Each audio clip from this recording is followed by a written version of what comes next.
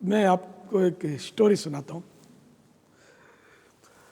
ایک بہت بڑے محدث عالم دین حضرت حدبہ بن خالد رحمۃ اللہ علیہ کو مامون الرشید نے، خلیفہ بغداد مامون الرشید نے دعوت دی۔ آپ تشریف لے گئے۔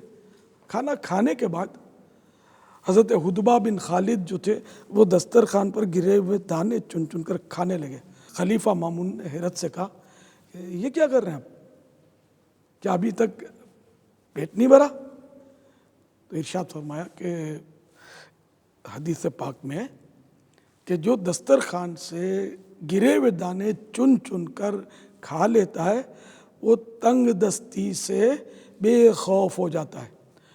مامون الرشید یہ سن کر حیران رہ گیا اور اس نے فوراً خادم کو اشارہ کیا تو خادم نے 1000 دینار کی تھیلی مامون کو دی۔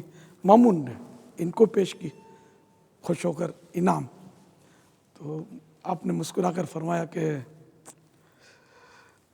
مجھے تو ہاتھوں ہاتھ اللہ نے نواز دیا اور مجھے یہ انعام مل گیا۔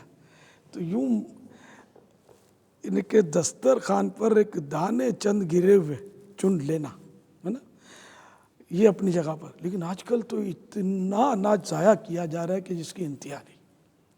اچھا، اب جو لوگ مذہبی ذہن ہوتا ہے جن کا، وہ گھر میں اکیلے میں ہو سکتا ہے عمل کرتے بھی ہوں گے یا اپنے جیسوں میں عمل کرتے ہوں گے، لیکن شادیوں میں یار یہ دیکھ رہا ہے وہ دیکھ رہا ہے تو بڑے لوگوں کے سامنے شرماتے ہوں گے اور شاید یہ کہ وہ گرا پھینک کر آ جاتے ہوں گے۔ نہیں، مامون الرشید یہ بادشاہ وقت کا خلیفہ تھا، اس کے سامنے ایک عالم دین کیسے باعمل علماء ہوتے تھے، عالم دین نے مطلب چن کر، تو ہمیں کیا کرنا چاہیے؟ تو کوئی بھی اس کا لحاظ شرم نہیں رکھنی چاہیے۔ میں آپ کو ایک حدیث پاک سناتا ہوں۔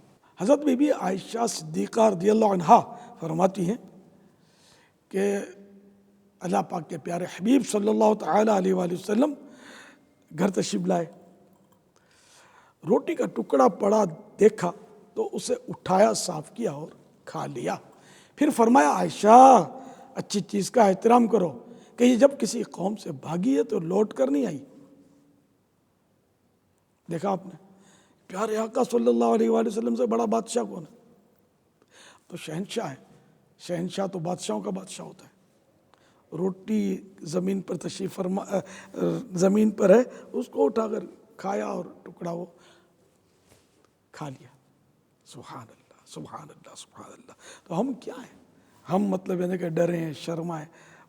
اللہ سے ڈرے بندہ، سنتوں پر عمل کرنے میں شرمانا نہیں چاہیے، شریعت پر عمل کرنے میں شرمانا نہیں چاہیے۔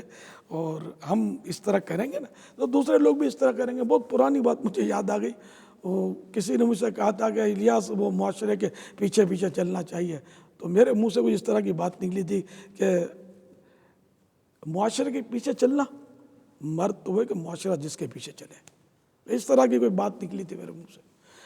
حقیقت بھی یہ ہے کہ معاشرے کے پیچھے اسی صورت میں چلے بندہ جب وہ معاشرہ اللہ اور رسول کے احکام کے مطابق چل رہا ہو، ورنہ تو پھر ظاہر اس کو رد تو کرنا ہی پڑے گا۔ تو ہم تو معاشرے کے بندے نہیں، اللہ کے بندے ہیں۔ ہم معاشرے کے غلام نہیں، رسول اللہ کے غلام ہیں صلی اللہ تعالی علیہ وآلہ وسلم۔